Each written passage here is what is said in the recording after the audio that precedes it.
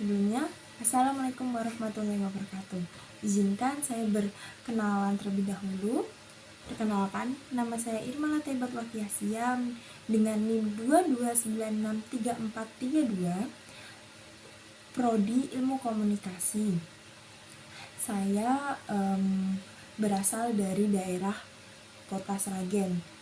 Kota Sragen tuh tempatnya di Jawa Tengah. Kalau misal teman-teman nih nggak tahu di mana sih Sragen itu, Sragen tempat saya tinggal itu dekat dengan Solo. Nah, seperti pasti tahu dong Solo itu di mana. Nah, di sini saya masih berusia 19 tahun. Nah, pastinya saya membuat video ini bukan semata-mata perkenalan. Saya akan menyampaikan bisnis yang akan saya jalankan nih. Jadi disclaimer dulu ya. Di sini saya menjadi pemimpin ceritanya. Nah, bisnis ya. Poin pertama, bisnis yang saya akan jalankan itu adalah bisnis yang menjual sayuran dari media hidroponik, tanaman hidroponik. Pastinya teman-teman nggak asing dong tentang tanaman hidroponik. Bisa dilihat di sini. Nah, poin ketiga, nama bisnis saya tuh Tandoro. Pasti kalian asing, apa sih Tandoro itu? Kenapa harus Tandoro? Sebenarnya Tandoro itu campuran dari dua bahasa Jawa dengan bahasa Yunani, yang dimana tan itu dalam kepanjangannya adalah tanduran, yang dimana itu adalah dari bahasa Jawa. Tanduran itu memiliki arti kayak tanaman seperti itu. Terus dro itu diambil dari kata bahasa Yunani dari hidro, nah yang berarti air. Nah, bisa dilihat dari Tandro tadi, tanaman dengan air. Nah, ini udah ada disclaimer dulu nih.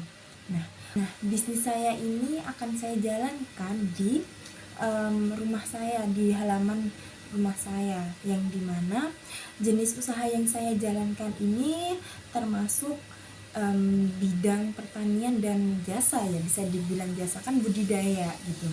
Nah, yang pertama, saya memang menyukai tanaman. Yang kedua, masih banyak di perdesaan masih menggunakan pestisida. Nah, yang berlebihan nih, ada juga masyarakat desa tuh masih kayak pakai obat-obatan kayak gitu. Di sini saya tentunya memiliki visi dan misi. Visi saya tuh tujuannya untuk mengurangi pestisida. Untuk mengurangi pestisida di perdesaan itu susah-susah gampang ya teman-teman. Misal nih dari contohnya tanaman pestisidanya tuh sedikit, kandungan pestisidanya. Yang ketiga, memanfaatkan lahan kosong itu pasti sih, apalagi sekarang tuh lahan tuh mahal seperti itu. Pasti kayak orang kayak malas gitu kan, kalau misal bertani otomatis harus ngeluarin budget yang mahal kayak gitu. Sebenarnya tidak. Dari visi saya tadi, saya akan menjalankan menjadi misi. Nah, misi saya hidroponik ini akan memberi dampak positif ya bagi orang yang ingin membudidayakan seperti itu. Strategi saya untuk memimpin, semisal A memiliki barang yang tidak terpakai. Nah, saya menyuruh semisal barang itu dijadikan bahan media tanam hidroponik, kan bisa seperti itu dirubah. Saya akan merubah barang bekas ini menjadi lebih bermanfaat dan memiliki tujuan seperti itu. Nah, poin yang kelima itu bagaimana sih Anda memulai proses memimpin. Nah, saya akan memulai proses berpemimpin menjadi pemimpin itu dari diri saya sendiri. Jadi saya akan mengasah skill saya, mencoba peralatan ini, mencoba pupuk ini seperti itu, kayak pakai cairan ini seperti ini yang mengurangi bahan kimia seperti itu. Nah, poin keenam, bagaimana proses menjelaskan kepada anggota atau pengikut. Nah, dari visi misi tadi saya akan menjelaskan ke anggota saya, kayak selalu mengadakan pertemuan pertama itu pasti, dan di dalam pertemuan itu akan dijelaskan tentang budidaya sayuran hidroponik. Dan saya di situ bukan cuma mengobrol doang, bukan ngomong di depan doang, tapi saya akan mempraktekkan di situ dan saya akan memberi contoh di depan gitu, seperti itu. Nah, yang kedua, selalu merevisi. Semisal nih, setelah ada pertemuan pasti kayak ada yang perlu ditanyakan, ada kritik dan saran seperti itu, dan jadi anggota dibikin tidak pusing gitu loh. Nah, poin yang ke-7, bagaimana cara menghadapi masalah yang baik. Internal dan eksternal. Nah, masalah ini tuh biasanya ke anggota.